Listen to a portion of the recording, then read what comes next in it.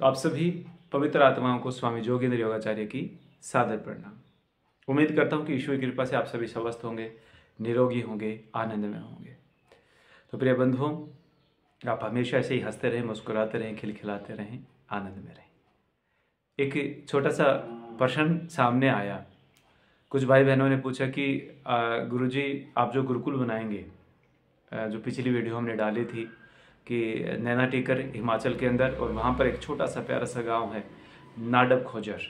तो नाडब जो गांव है उसके अंदर नरेश भाई ने, टीटू शर्मा जी ने अपने पिताजी की स्मृति में जो ज़मीन का दान वहाँ पर किया है, और उनके पिताजी के नाम से ही वो जो वहाँ पर गुरुकुल का निर्माण होगा। तो उस गुरुकुल में आप किस प्रकार की शिक्षा का प्रावधान रखेंगे, ये एक प्रश्न जो है सामने से आया है। तो अभी केवल मैं इतना आपसे कहना चाहूँगा, बाकी तो चर्चाएं आगे होती रहेंगी, और अभी चतुर्वेद पारायण ये जो होना है उसके बाद में फिर आगे हम उस पर कार्य करेंगे। तो लेकिन अभी आपने प्रश्न किया तो उसका जवाब देना जरूरी था कि जो शिक्षा की व्यवस्था है अभी तक जो मेरे मन में है वो ये है कि एक हाथ में वेद होगा, एक हाथ में लैपटॉप होगा।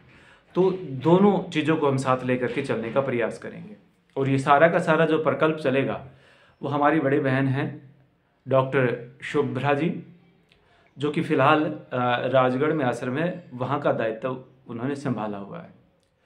तो लेकिन गुरुकुलों का उनको जो है ना काफ़ी अनुभव रहा है। वो कई गुरुकुलों में प्राचार्य के पद पर भी रही हैं, और उन्हीं के नेतृत्व में, उन्हीं के मार्गदर्शन में हम आगे जो है गुरुकुल की परंपरा को आगे बढ़ाएंगे। और प्रयास सबसे पहला अगर आप जानना चाहें तो सबसे पहली जो हमारी प्राथमिकता रहेगी दोनों बहन भाइयों की मिलकर के, और हाँ साथ ही हमारे आचार्य बलदेव जी हैं जो कि छत्तीसगढ़ से हैं, और उनका भी विशेष सहयोग इस गुरुकुलीय व्यवस्था में हमारे साथ रहेगा। बड़े विद्वान हैं वो, और बहुत सारे रिसर्च कार्य वो करते रहते हैं आचार्य सनत कुमार जी के साथ मिल करके। तो आचार्य बलदेव जी का भी सहयोग रहेगा, और उन्हीं की देखरेख में ये सारा कार्य आगे चलता रहेगा। तो विशेष जो नेतृत्व रहेगा वो हमारी बहन डॉक्टर शुभ्रा का रहेगा, और उन्हीं के नेतृत्व में गुरुकुलीय परंपरा को आगे बढ़ाएंगे। तो इसमें जो शिक्षा व्यवस्था की बात हम कर रहे थे, तो सबसे विशेष जो रहेगा और प्राथमिकता जिस शिक्षा व्यवस्था को रहेगी वो रहेगी हमारे व्यवहारिक पक्ष को। व्यवहारिक पक्ष पर हमें काम करना है सबसे पहले, क्योंकि हम बहुत सारे आर्य विद्वानों को, अन्य विद्वानों को भी हमने देखा है कि उन्होंने दर्शनों पर काम किया, खूब वेदों पर काम किया। हो सकता है कि कंठस्थ भी हो वेद भी दर्शन भी, लेकिन इन सब के होते होते भी हमें जो लगा, हम तीनों बहन भाइयों को जो लगा कि दर्शन साक्षात उनके अंदर हो सकते हैं, वेद हो सकते हैं, लेकिन कहीं ना कहीं चूक रह गई, और वो एक 12 से 15 पेज की व्यवहार भानु नहीं पढ़ पाए। और समाज में जब तक आपका व्यवहारिक पक्ष मजबूत नहीं है तब तक कुछ भी नहीं है। आप कितना ही बड़े विद्वान हैं, आप कितने ही ज्ञानवान हैं, आप ज्ञान की टोकरी को सिर पर रख करके घूमते रहें, कोई पूछने वाला नहीं है। आपका व्यवहारिक पक्ष मजबूत होना सबसे पहली जरूरत है, और हमने अपने गुरुकुलों में सबसे पहली प्राथमिकता इसी को दी है कि हम बच्चों को व्यवहारिक पक्ष से मजबूत बना करके चलेंगे। उनका व्यवहार इतना मजबूत हो कि वो समाज में कहीं पर भी जाकर के खड़े हों, वो कामयाबी को प्राप्त करें। तो व्यवहार पक्ष पर हमारे सबसे पहला काम होगा व्यवहार की ताकत को समझते हुए उन बच्चों के जीवन में व्यवहार को लेकर के आना है। तो सबसे पहला हमारा जो उद्देश्य रहेगा वो ये कि बच्चों में व्यवहारिक पक्ष बहुत मजबूत हो। मैं बार बार इस बात को बोल रहा हूँ, कितनी देर तक मैंने बोला कि व्यवहारिक पक्ष, और ये व्यवहारिक पक्ष मजबूत होना ही सबसे बड़ी चीज़ है। तो सबसे पहले हमारी प्राथमिकता व्यवहार को रहेगी। उसके बाद, क्योंकि व्यवहार, जब तक व्यवहार पक्ष मजबूत नहीं होगा तो जीवन में आप कहीं पर चले जाइए कुछ भी नहीं होगा।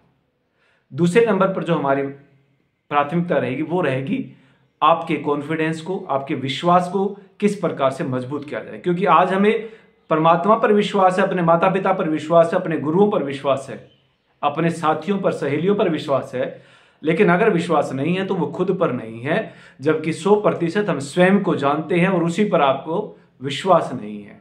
तो दूसरी प्राथमिकता है कि आप स्वयं को जानें और खुद पर विश्वास कर पाए।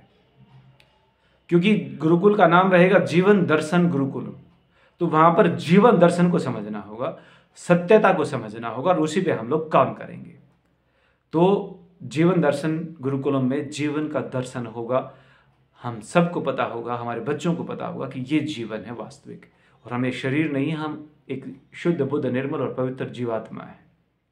तो यहां से कार्य हमारा शुरू होगा और फिर बारी आएगी शिक्षा की। तो अगर एजुकेशन की आप बात करें तो वो प्रैक्टिकली शिक्षा व्यवस्था पर हमारा ज़्यादा जोर रहेगा, थ्योरिकली शिक्षा व्यवस्था पर कम रहेगा। हम प्रैक्टिकली शिक्षा व्यवस्था पर ज़्यादा उसमें प्राथमिकता रखेंगे, और ताकि बच्चों को एक एक चीज़ समझ में आए। जैसे मुझे ध्यान है कि हम जब गाय का प्रस्ताव याद करते थे तो हमें रटवाया जाता था, गाय के 2 सींग होते हैं, 4 पैर होते हैं, 4 थन होते हैं, ये होता, तो वो सारी चीज़ें हमें रटवाई जाती थी। तो वो थ्योरी में ना जा करके अगर हमें गाय का प्रस्ताव याद करवाना है तो बच्चों को एक गाय के पास लेकर के जाएं और वहां पर आप प्रैक्टिकली उसको दिखाएंगे, आजीवन वो बच्चा वो नहीं भूल पाएगा। तो इसी तरीके से बहुत सारे विषय हैं जिनमें हम प्रैक्टिकली काम करेंगे उस गुरुकुल परंपरा में। और साथ ही हम जो हमारी स्कूलों की व्यवस्था रहती है, एकेडमिकली अगर हम बात करें तो जो एकेडमी की व्यवस्था है शिक्षा की, वो भी हम वहाँ पर अपने गुरुकुल में रखेंगे। और बच्चों को एग्ज़ाम भी होंगे, पेपर भी होंगे, डिग्री भी मिलेगी, सारी चीज़ें होंगी।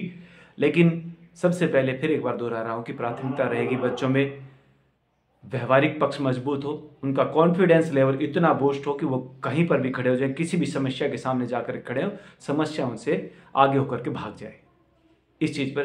क्योंकि आज हम देख रहे हैं समाज में IAS IPS स्तर के लोग, जो हमारे भाई IAS IPS हैं, अफसर हैं, UPSC क्लियर करके जाते हैं, वे लोग भी सुसाइड कर रहे हैं, आत्महत्या कर रहे हैं, मानसिक रूप से इतने कमज़ोर हैं वे। तो यहाँ पर ज़रूरत है उनके आत्मविश्वास को बढ़ाने की।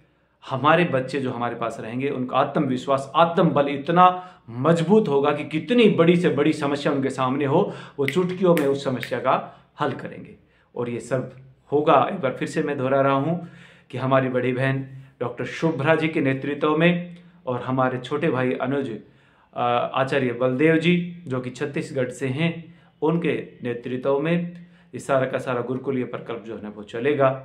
तो ये आपके प्रश्न का छोटा जवाब था। बाकी जब मिलते रहेंगे, आगे जब मिलेंगे, आप अपने बच्चों को हमारे पास सौंपेंगे तो और भी बहुत सारी चीज़ें खुलेंगी। अब तक एक बार तैयार हो जाए सिस्टम, और आप सबका सहयोग ऐसा ही बने रहे, आप सबका प्रेम ऐसे ही बना रहे, ऐसे मैं ईश्वर से कामना करता हूँ। आप सबका बहुत बहुत आभार, धन्यवाद, धन्यवाद, धन्यवाद।